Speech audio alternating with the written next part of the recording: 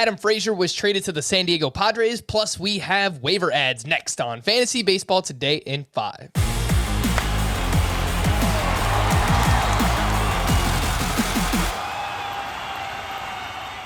Welcome into FBT in 5. As always, make sure to follow and stream us on Spotify. Today is Monday, July 26th. I am Frank Sandoval, joined by Scott White.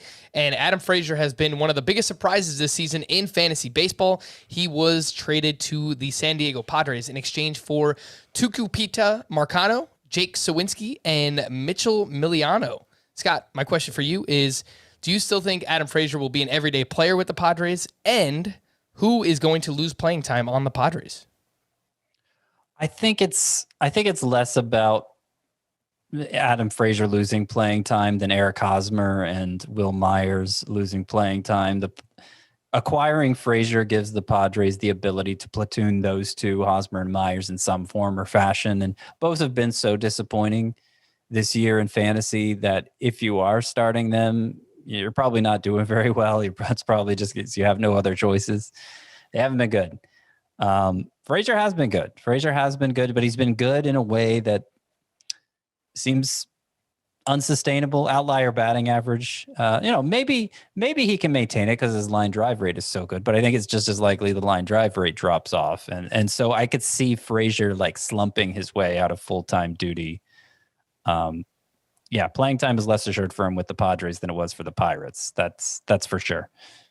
Let's take a look at some waiver wire starting pitchers from the weekend, and fantastic starts from both Patrick Sandoval and Touki Toussaint. Sandoval at the Twins, he took a no-hitter into the 9th inning. He finished 8 2/3, 1 hit, 1 run, 13 strikeouts.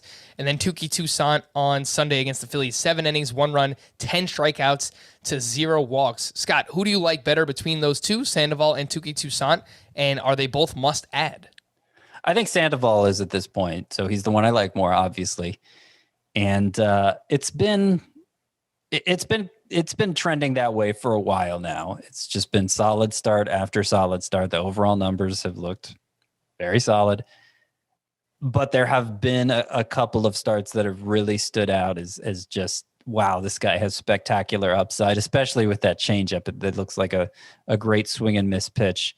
Of his 21 whiffs in this start Saturday, 13 came on the changeup. And actually now Patrick Sandoval, if he had the innings to qualify, he would have the second best swinging strike rate in all of baseball, 16.3. It would be tied with Clayton Kershaw behind only Max Scherzer among qualifiers.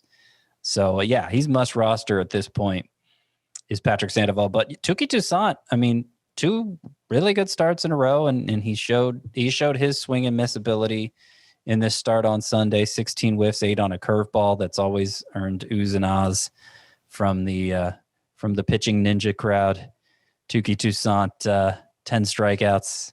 Yeah, I mean, he's always had this kind of upside. It's been about finding consistency, his delivery. He's simplified it. He says he's more direct to the plate now, and maybe he's finally put it together. I think it's worth taking a flyer on him now. Let's rank some hitters, Scott. And we've talked about Joey Votto quite a bit recently, and rightfully so, but he's still rostered in less than 70% of CBS leagues. So how would you rank Joey Votto, who had a big weekend? He hit 2 more homers. Andrew Vaughn, who has 8 hits over his last 4 games, including 1 homer. And then Dom Smith, who's just having a great July as well. So Votto, Smith, and Vaughn. How would you rank him? So I'd go Votto first, and it's disappointing to me that he hasn't been picked up everywhere yet, because the way he's performed since returning from a fractured thumb, he deserves it. So he returned. Votto returned on June 8th, I believe, and he's slashed since June 8th, not counting Sunday's numbers. He slashed 296, 398, 521 has Joey Votto. He has 9 home runs in that span, which is only like a month and a half, so he's been hitting for plenty of power. And that's must start. Those are must start kind of numbers for Joey Votto. Forget just must add. And then Andrew Vaughn, really since about the same time, since mid-June, June 15th, again, not counting Sunday's numbers. They're not in here yet. But Andrew Vaughn has hit 318 with 6 home runs and a 926 OPS. And his strikeout rate's only like 20% during that time. So the rookie may be rounding into form as well. Dominic Smith's had a good month of July and obviously showed something last year. But I need to see a little more from him still. The last one I'll ask you about here, Scott, is Harrison Bader, who had 6 hits with 2 homers over the weekend, has cut down the strikeout rate tremendously this season. Where should Bader be added, if anywhere?